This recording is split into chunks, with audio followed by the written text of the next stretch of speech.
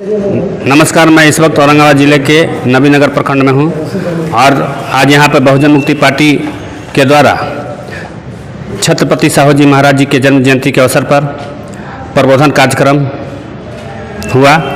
इस प्रबोधन कार्यक्रम की अध्यक्षता करने के लिए बहुजन मुक्ति पार्टी के प्रदेश अध्यक्ष A.K. अम्बेडकर साहब हैं और हम इनसे जानेंगे कि आज का जो प्रबोधन कार्यक्रम हुआ कौन सा विषय था और छत्रपति साहू जी महाराज की जन्म जयंती के अवसर पर क्या कहेंगे। सबसे पहले तो राजर्षि छत्रपति साहू जी महाराज के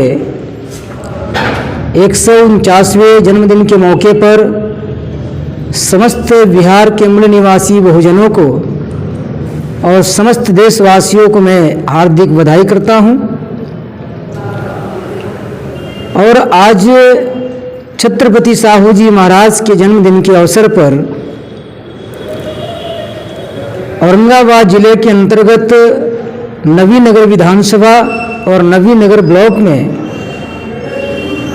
प्रमुख कार्यकर्ताओं की बैठक प्रबोधन बैठक संपन्न हुआ और काफ़ी मुझे खुशी मिला कि इसी क्षेत्र में जो फुले साहू अम्बेडकरी सोच के लोग हैं और काफ़ी लंबे समय से काम करने वाले लोग जो बहुजन समाज पार्टी में, जैसे नरेश चंद्रवंशी जी हमारे आज के कार्यक्रम का धन्यवाद ज्ञापन किया। उन्होंने कई वर्षों तक उन्होंने काम किया, लेकिन आज उनका कहना है कि नहीं, आज बहुजन समाज पार्टी नहीं, बहुजन मुक्ति पार्टी ही सही काम कर रहे हैं। गुप्ता जी थे बहुजन समाज पार्टी के कार्यकर्ता रह चुके, आज वो भी इस सभा में भाग लिए। हमारे बबन पासवान जी है जो लोजपा में एक दिन काम कर रहे थे, आज इनका भी एक विचार है कि नहीं, सही में बहुजन मुक्ति पार्टी सही दिशा में काम कर रही है। तो एक आज का बैठक एक बहुत बड़ी उपलब्धि है कि इस एरिया में जितने मतलब सही में समाज के दर्द को अपना दर्द मानने वाले थे, समाज के लिए सही में लड़ने वाले लोग थे, ऐसे लड़ाकू लोगों की यहाँ जमवाड़ा लगी हुई थी। और ऐसे लड़ाकू लोगों ने काफ़ी तसल्ली से, काफ़ी दिलों और दिमाग से बातों को सुना है, समझा है। आज की चर्चा के लिए हमने मुद्दा रखा था। पहला मुद्दा था ओबीसी की जाति आधारित गिनती के संदर्भ में, दूसरा मुद्दा था इलेक्ट्रॉनिक वोटिंग मशीन आज के जो वर्तमान की वो एक मनुस्मृति है, और तीसरा मुद्दा था कि हजारों पार्टियां होने के बावजूद भी बहुजन मुक्ति पार्टी की आवश्यकता क्यों है। इन सारे मुद्दों पर हमने बातचीत रखा है और यहाँ इस विधानसभा की आज एक कमेटी भी घोषित किया गया है, जिसमें इस कमेटी में बहुजन मुक्ति पार्टी के अध्यक्ष के तौर पर आदरणीय बबन पासवान जी को, विनय पासवान जी को जिम्मेदारी लगाया गया है। मैं तो बहुत खुश हूँ और ये विनय पासवान जी का एक अच्छा नेचर स्वभाव है कि उन्होंने हर समय गरीबों की लड़ाई लड़ा है और संघर्ष किया है और इस बैठक में बहुत ही तसल्ली से बात को सुना, समझा है और अग्रणी भूमिका निभाया है और उन्हें स्वेच्छा से जाहिर किया। और पार्टी को चलाने के लिए इन्होंने 500 रुपये का निधि भी भेंट किया। तो इससे सिद्ध होता है कि सही में ये लोग लड़ने वाले हैं, संघर्ष करने वाले लोग हैं। एक बहुत बड़ी बात है आज की जो परिस्थितियाँ हैं, जैसे क्षेत्रीय दल हैं, राष्ट्रीय दल हैं, तो आज मौके पर हमने यही लोगों को बताने की काम किया कि जो परिस्थितियां निर्माण हो रही है, इसी परिस्थितियां में आज बहुजनों की राजनीति में शून्यावकाश होने जा रही है। उस शून्यावकाश को भरने के लिए, भरपाई करने के लिए, या फिर बहुजन राजनीति को जो समाप्त करने की इस खेल कांग्रेस और बीजेपी खेल रही है, इस खेल को समाप्त करने के लिए बहुजन मुक्ति पार्टी एक विकल्प के रूप में आई है। और बहुजन मुक्ति पार्टी ये बहुजनों का एकमात्र विकल्प है और ये शुद्ध रूप से बहुजनों की ये पार्टी है। इसमें जो अन्य देश के जो मुल्क के लोग आए हुए हैं, उनका इधर हमारे यहाँ कोई लगाव नहीं है।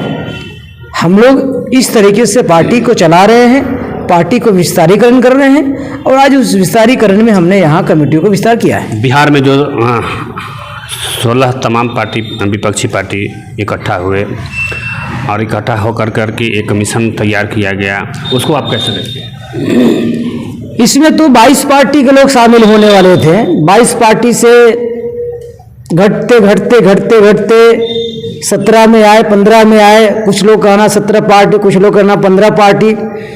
तो जिस प्रकार से महागठबंधन बनाने की पहल किया गया है, मैं धन्यवाद देता हूं नीतीश कुमार जी को कि आपने पहल किया है कि महागठबंधन बनाकर भारतीय जनता पार्टी को रोका जाए। तो जिस प्रकार से आप पहल कर रहे हैं, इस पहल में हम लोग भी लगे हुए हैं कि अगर भारतीय जनता पार्टी को रोकना है तो इस देश में एक भी कोई बहुजनों की राष्ट्रीय लेवल की पार्टी नहीं है, और भारतीय जनता पार्टी और कांग्रेस राष्ट्रीय लेवल की पार्टी है, और राष्ट्रीय स्तर पर भारतीय जनता पार्टी को परास्त करने के लिए हमें राष्ट्रीय स्तर की पार्टी चाहिए। लेकिन बहुजनों का राष्ट्रीय पार्टी है नहीं, चाहे हम समाजवादी की बात करें या राष्ट्रवादी की बात करें या फिर हम लोजपा की बात करें या हम सपा की बात करें, बसपा का समाप्ति की ओर है, या हम आरजेडी की बात करें, जनता दल यूनाइटेड की बात करें, ऐसे तमाम पार्टियां हैं जो राष्ट्रीय दल है नहीं, और जिनकी था भी उनकी समाप्ति की ओर है। लेकिन राष्ट्रीय ताकतों से अगर लड़ना है हमें, तो राष्ट्रीय पार्टी नहीं है, वो अभी फिलहाल राष्ट्रीय पार्टी नहीं बन सकता है, लेकिन राष्ट्रीय स्तर पर एक महागठबंधन तैयार हो सकता है। इस दिशा में नीतीश कुमार जी पहल कर रहे हैं, लेकिन ये पहल उनका अधूरा है। बहुजन मुक्ति पार्टी राष्ट्रीय लेवल की पार्टी है, मान्यता प्राप्त नहीं है, लेकिन राष्ट्रीय लेवल की रिकॉग्नाइज पार्टी हमारी है, क्योंकि 22 राज्यों में हमारी कमेटी के प्रदेश अध्यक्ष हैं, कमेटी के हमारे कमेटियां हैं, पदाधिकारी हैं। बिहार के अलावा अगर राजद को दूसरे राज्य में देखा जाए नहीं है, पड़ोसी राज्य में झारखंड उत्तर प्रदेश इनकी पड़ोसी राज्य नहीं है, जनता दल यूनाइटेड का वही हालत है, लोजपा का वही हालत है, और ऐसे कई पार्टियां हैं वही हालत है। लेकिन बहुजन मुक्ति पार्टी ये 22 राज्यों की पार्टी है और अन्य राज्यों में हमारा विस्तार की काम चल रहा है। तो अगर बहुजन मुक्ति पार्टी को इस महागठबंधन में शामिल किया जाता है तो जाकर एक बहुत बड़ा फायदा इनको मिल सकता है, क्योंकि राष्ट्रीय स्तर पर जन समर्थन हासिल होगा और राष्ट्रीय स्तर पर हम बीजेपी को परास्त करने लायक हो सकते हैं।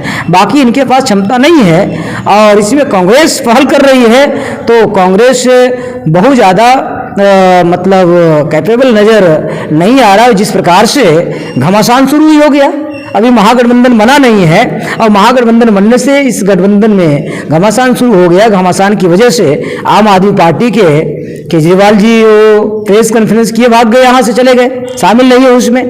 उधर महबूबा मुफ्ती जी आई थी, जम्मू कश्मीर के मुख्यमंत्री। ये विवाद शुरू हो गया कि कांग्रेस के लोगों ने जब दिल्ली का अध्यादेश लाया गया तो उसमें राज्यसभा में समर्थन नहीं दे रहे हैं। तो महबूबा मुफ्ती साहब ने उन्होंने कहा कि आपने भी जब 370 धारा हटाया गया था तो आम आदमी पार्टी के लोग भी राज्यसभा लोकसभा में नहीं बोल रहे थे।